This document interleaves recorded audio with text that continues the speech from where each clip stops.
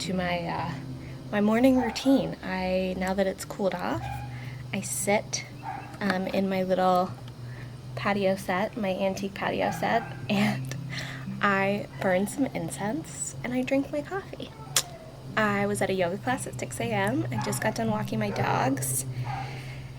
And now I'm taking time in my happy space to just breathe.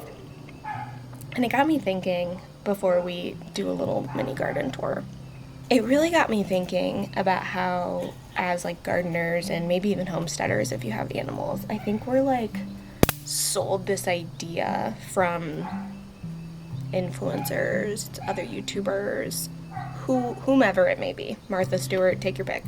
I think we're sold this idea of what the garden should be, like having some kind of, cool, expensive pottery mug. This is my Yeti that I got as a gift, and that, I don't know, that the garden needs to be this one certain idea of joy and contentment and romance, and I find myself getting away from that more and more. Because here I am. I'm in a t-shirt, I'm sweaty, I'm in my my tennis shoes. I'm very content and I'm very at peace in this moment, and I think the idea that you have to be one type of gardener, or that the garden has to be one type of thing for you to truly enjoy it, I just think that's wrong. So I'm trying to change my thoughts around that. And this is my first step: burning incense, sitting, taking a deep breath, drinking my coffee out of my Yeti, in my sweaty t-shirt with no fun dress or yeah. I can appreciate that version of the garden, right? That gathering basket with the tea-length summer dress and the hat, right? There's a time and place for that. But that's not going to be every day. And this is much more every day. So, after those words, let's just take a walk around this garden. We got a massive dump of rain 2 nights ago, which we really needed. And things are looking good. We're not going to go to the community plot today because there's nothing up yet. We planted all those seeds together last week for all those root vegetables.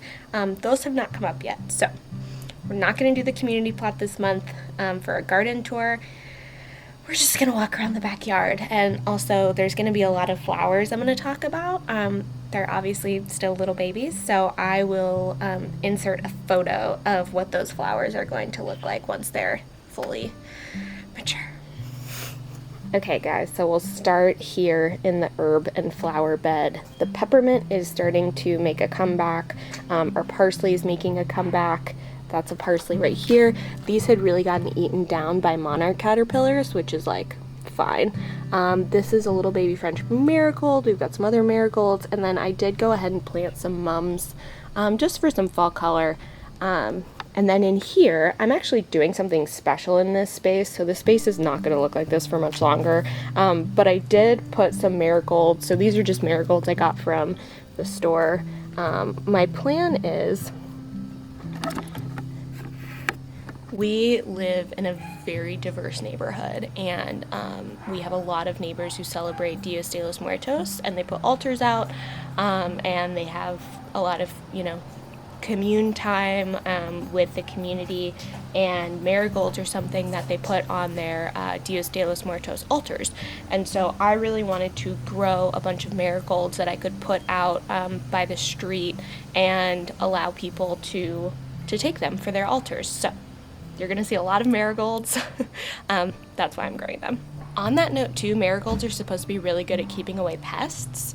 So that's a thing too. I don't know. I will say I grew a ton of marigolds in here over the spring, and I didn't really have an aphid problem. I did have some other bug issues, but I did not spray one time this spring and summer. So. And then here we have some very rough looking sunflowers.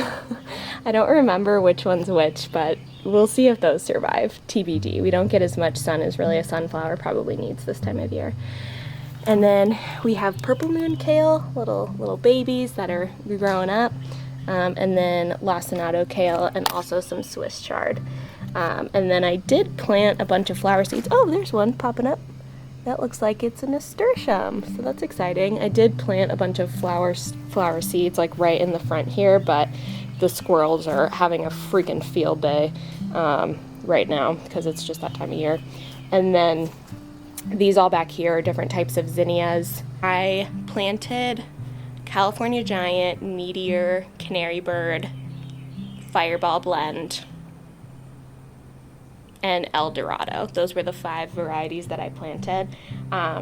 So I'll throw up some photos of those here so you can see them, but I'm excited. It should be a big pop of fall color. And then in my grow bags, these look like zinnia seeds, but truthfully I don't remember what I put where, and then I kind of just stuck a random thing in there. So a lot of the grow bags have flowers in them that are right here. I really wanted a lot of flowers this year. I enjoyed that a lot. And then the green bean bed is lined with some zinnias, some sunflowers in the back, and then these are all bush beans. So I am growing Royal Burgundy, that's that row. Some of the rows I can't tell. Royal Burgundy, Burpee Stringless, Dragon Tongue, Blue Lake, and I think that might be it. But always said, I think like beginner gardeners should grow green beans, and that's because it's just like an easy win. Green beans are super easy to grow, they're super prolific, and yeah. I mean, I think everybody should grow green beans, but especially if you're a new gardener and you're like a little frustrated or you're having issues like feeling success, definitely grow some green beans. And here, I have some pole beans on the trellises. So these pole beans will climb. Now you're gonna see some holes and some like smaller ones and some bigger ones. I think I mentioned in our last video, our Great Dane Lana really loves green beans. And so she decided that she was going to decapitate a lot of them. So I had to plant some new ones, which is fine. So there's still some coming up over here. And we've got more marigolds with some zinnias in the corners. This bed, I went ahead and planted some Chinese cabbage. So that's what these are. These are Chinese cabbages, and these did take like quite a few days to get settled in. So I was a little worried about these guys, but they look pretty good now. And then I believe these seedlings honestly look terrible. I think these are Alabama Blue collard greens, and they just truthfully don't look that great. So we'll see if they survive or, you know, how they do, but I'm not holding my breath. And then we have more marigolds, more zinnias on the corners, and then these are more pole beans. Now I'll be interested to see how these do, because this time of year, I've definitely said it before, this time of year, because of where the sun is positioned, this bed and this trellis get like dappled lighting at best. They might get like 2 hours of direct sun, and it's because of that tree. So that tree is not actually within our fence line.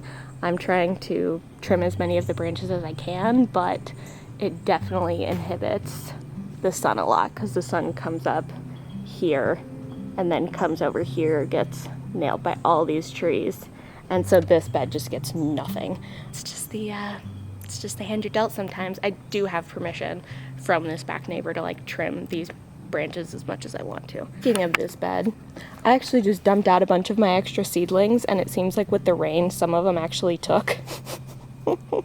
So we'll see what happens there, but this bed will be intended for lettuces because lettuces can take a little bit of shade. In this row of grow bags, this is a Japanese red mustard. I only planted one of these guys because we're not big mustard eaters, but I think it's nice in some sauteed greens. And then a bunch of cabbages and collard greens. Some of these collard greens look beautiful. Like these are going to be really nice. The Swiss chard looks really good. But again, those 2 bags don't have anything in them because sun doesn't get to them right now. So that's definitely been a very interesting learning experience for me in this garden, because there are trees. I have to be really mindful of what time of year it is and how much sun everything is getting. because in the spring and summer, it's not a big deal. This garden gets 8 hours of sun, no problem. In the fall and winter, well, really just in the fall. And then once those trees lose their leaves, it like becomes a non-issue. It's like a whole thing. Another thing that is new in the garden are some new baby trees. This is my Eureka Pink lemon tree that you guys have seen before. It's getting really big. I am getting a few like wilty spots, so I'm not sure what's going on there, but overall this tree is looking so good. Really excited. I hope it actually like bears fruit next year. And then this is a new one. This is a Mexican thornless key lime tree. And then this is an improved Meyer lemon tree. So I went to the store and they happened to be on sale. What I told my boyfriend was they kind of just like fell in my basket, and then I just happened to check out. No, I did get a deal on them because they're so small and it's kind of like the end of the season for like trees. And my thought behind that is I would like the eventual goal. The eventual goal is to be on a little bit of property. We would like to stay in Texas, and as close to Austin as we can, but I would like to be on a little bit of property.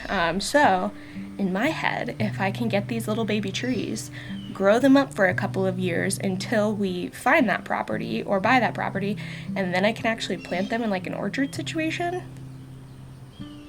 Also, it gives me experience with trees before that happens. So I actually have a really sweet viewer that gives me a ton of advice, and I think he'll actually be sending me some tree cuttings, some fig tree cuttings. So I'm really excited. And on that note, I did just want to say, like, I'm almost at 1,000 subscribers, and when I started this channel, it was really to like chronicle my gardening journey by posting once a week.